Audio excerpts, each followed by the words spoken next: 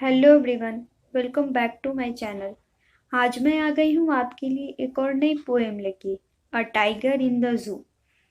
ये poem Leslie Norris ने लिखी है। इसके पिछले वीडियो में हमने फर्स्ट फ्लाइट की पहली दो पोएम्स की एक्सप्लेनेशन देखी थी। हमारी आज की ये पोएम एक टाइगर के बारे में है जो कि जू में बंद है। पोएट को लगता है कि ये जू उसके रहने की सही जगह नहीं है, उसे जंगल में रहना चाहिए था। उसका ओरिजिनल हैबिटेट जंगल ही है। वे पोएम में जंगल और जू का कंपैरिजन करते हैं।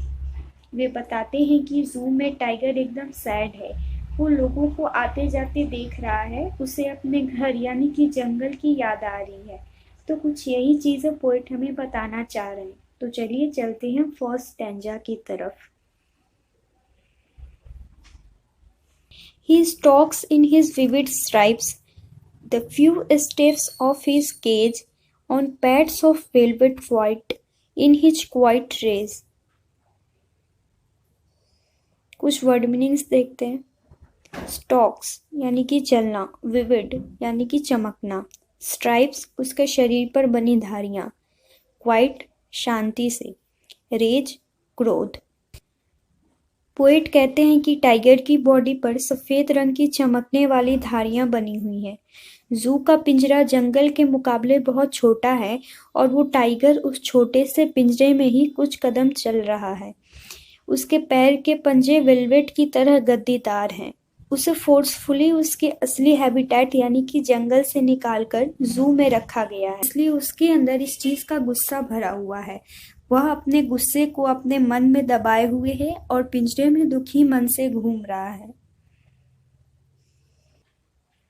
He should be lurking in shadow, sliding through long grass, near the water hole, where plump deer pass। Lurking यानी कि छिपना, स्लाइडिंग सरकना, वाटर होल पोखर या फिर नदी, प्लम यानी कि मोटा ताज़ा। यहाँ वो बताते हैं कि टाइगर को जंगल में होना चाहिए था और उसे लंबे लंबे ग्रास और पेड़ पौधों के बीच छिपकर जानवरों का शिकार करना चाहिए था। जब एक मोटा ताजा हिरन नदी में पानी पीने आए तो टाइगर को छुपकर उसका शिकार करना चाहिए। He should be snarling around houses at the jungle's edge, baring his white fangs, his claws, terrorizing the village। Snarling यानी कि गरजना, बेयरिंग दिखाना, फैंग्स यानी कि नुकीले दांत।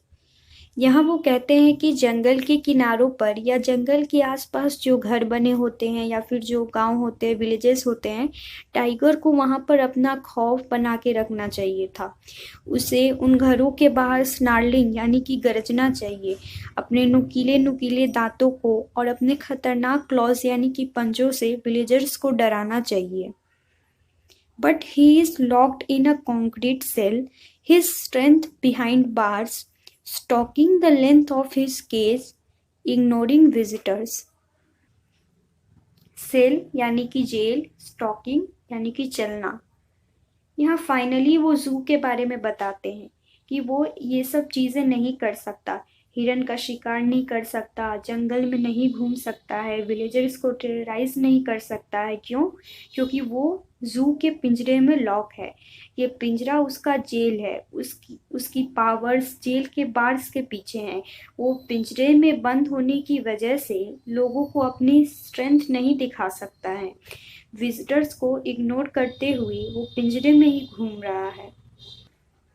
He hears the last voice at night, the patrolling cars, and stares with his brilliant eyes at the brilliant stars।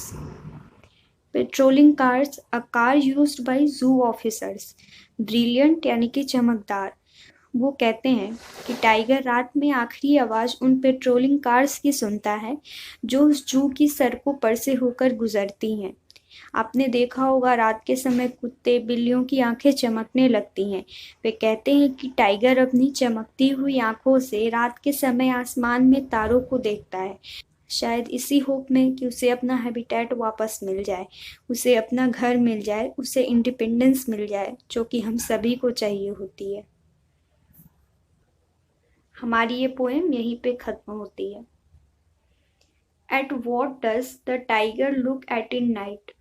A option patrolling cars, B his house, C stars, D all of the above. इस question का answer आप लोग comment में दीजिएगा। I hope आपको ये video पसंद आई होगी। प्लीज़ इस वीडियो को लाइक करिए, शेयर करिए और चैनल को सब्सक्राइब करिए।